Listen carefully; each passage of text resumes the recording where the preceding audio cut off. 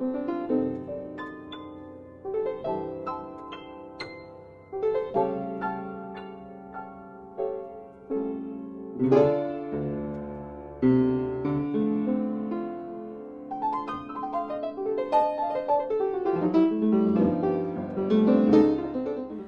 name is Chase Garrett, and I'm a blues and boogie woogie pianist.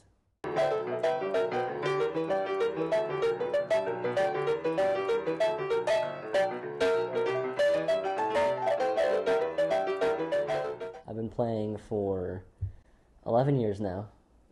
I got a little keyboard when I was 9 years old, and it came with 2 free lessons. And my sister was 5 years older than me, so she was taking saxophone, and she didn't want to take the free lessons. So my dad's like, well, they're going to somebody, so you got to take them. And the same Christmas, I got a Scott Joplin CD, and he was a ragtime player. So my mom was like, you have to listen to at least one song on the CD to make your grandma happy. So I listened to the first song, and it was Maple Leaf Rag, and I liked it a lot. The first day of lessons, the piano teacher said, is there anything you'd like to learn in particular besides just the basics? And I said, I don't even want to learn the basics. I just want to learn Maple Leaf Rag. So she's like, okay. So she got a dulled down version of the tune, and we learned it in a couple months, and we had a recital. And I was so excited. I played it like 3 times faster than I was supposed to play it, but it was really fun.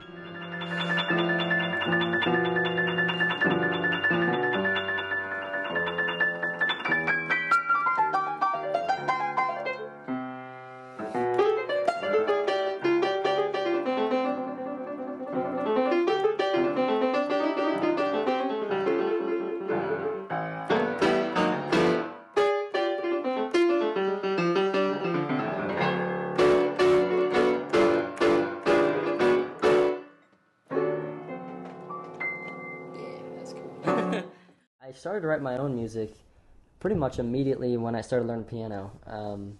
I learned this song Blue Jeans, which was just a really straightforward boogie, really easy, really simplified. But it had the boogie form, and it had the blues scale, and basically I was like, okay, I have my palette, and I'm like, let's make it, colorful, and let's make it something of my own. I always wanted to write a good blues song, but I just wanted to make it, as, not as like dark, but as fun, but as heartfelt as possible, but not make it sound like I'm a teenager that's really anxious and really antsy, So I'm just really down on himself. So I wanted to make it sound more of an adult blues tune. It took a while to really get that in there.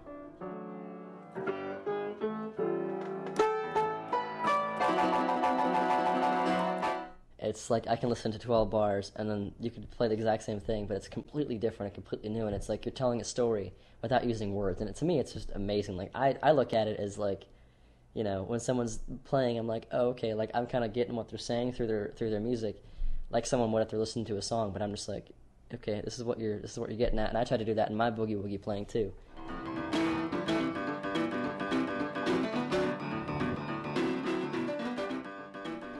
I don't know what it is. It's just so exciting and foot stomping that whenever someone starts playing that, it's just I can't help but just pay attention to them and just watch what they're doing. Because for me, it's it's all you have to do is get really loud and then get really quiet, and then once you get quiet again, it's like it draws people in. You get really excited, and you get really quiet. You get really low down. People get really excited again, and then you build it up, and it's like this huge thing. And it's like that's what I love about boogie woogie. It just builds and builds and builds, and it just gets bigger and bigger, and you're just like, here I am, and they're just like, wow, it's like, that's boogie woogie, and it's just like that driving force in the left hand, and that stomping music is just, it gets me every time. I don't know what it is, it just gets in my soul. It's in my bones. I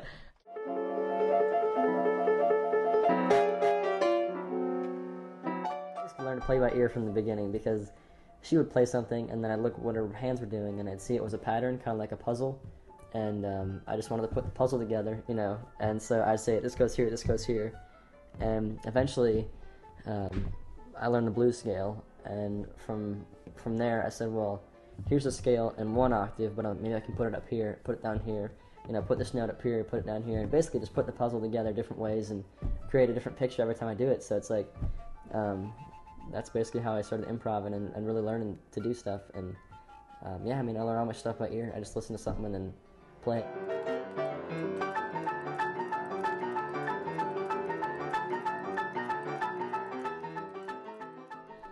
What really hurts is the end of my fingertips.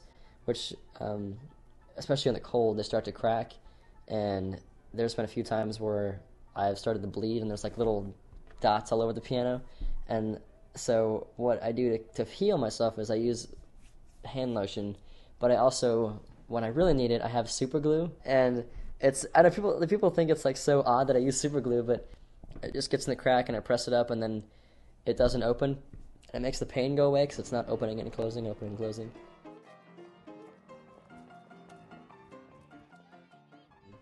I want to be able to do this for the rest of my life. I mean, I want to be able to play piano until the day I die, you know. I've said many times that I'd much rather have someone be, you know, sitting next to me and playing and be able to look at them and talk to them versus having people sit, you know, in an audience and be like 20 feet away from me, watching me, and being able to see, you know, not being able to really make eye contact with anybody. I want to be able to see people's faces. I want to be able to see their eyes. You know, I want to be able to see their smile and see like that when I'm looking at them, I can, you know, all I have to do is look out and look at them, and it's so cool to be able to reach out and touch somebody in the audience, and if I could, I'd invite everyone up on stage and be like, you know, you're all welcome to sit next to me.